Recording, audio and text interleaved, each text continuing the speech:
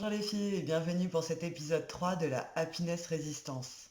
Pourquoi est-il nécessaire, important, voire génialissime de ne rien faire ou de ne rien avoir à faire?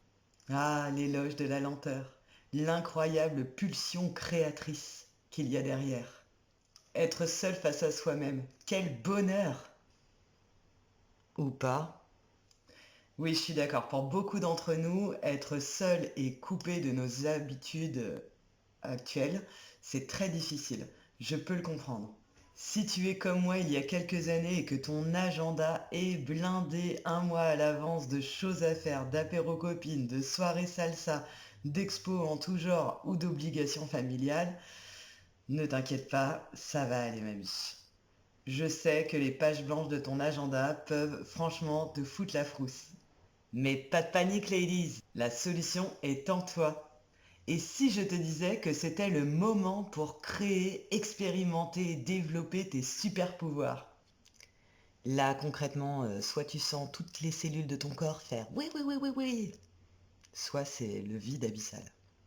La solitude comme ami ou ennemi numéro un, l'homme à abattre.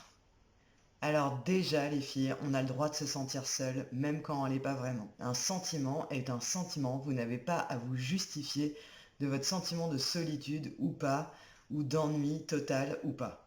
Ce que je voudrais que vous compreniez, c'est que l'humain a tendance à chercher à l'extérieur son sentiment de bonheur, de plénitude, d'épanouissement.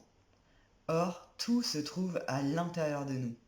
Alors si tu souffres d'ennui sévère et de solitude purulente, j'ai quelques conseils pour toi ma poule. Conseil numéro 1. Crée.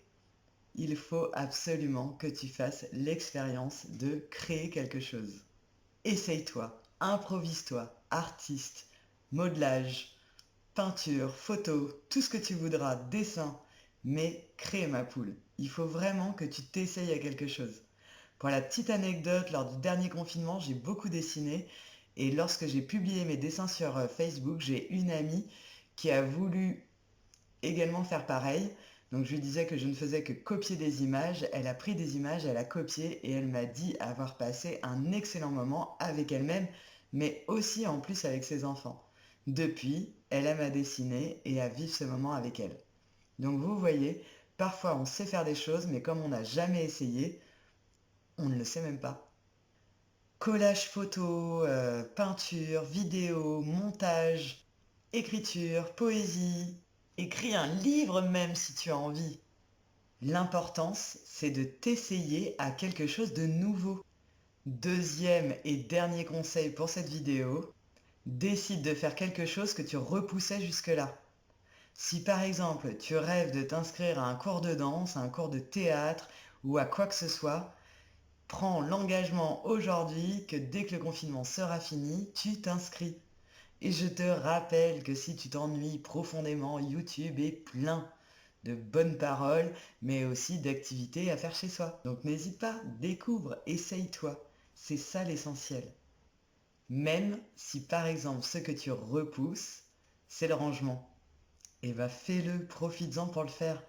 Parce que ce rangement, ce tri, ça va te permettre de faire un peu de place également pour pouvoir accueillir plus pleinement ce qui peut arriver de nouveau dans ta vie.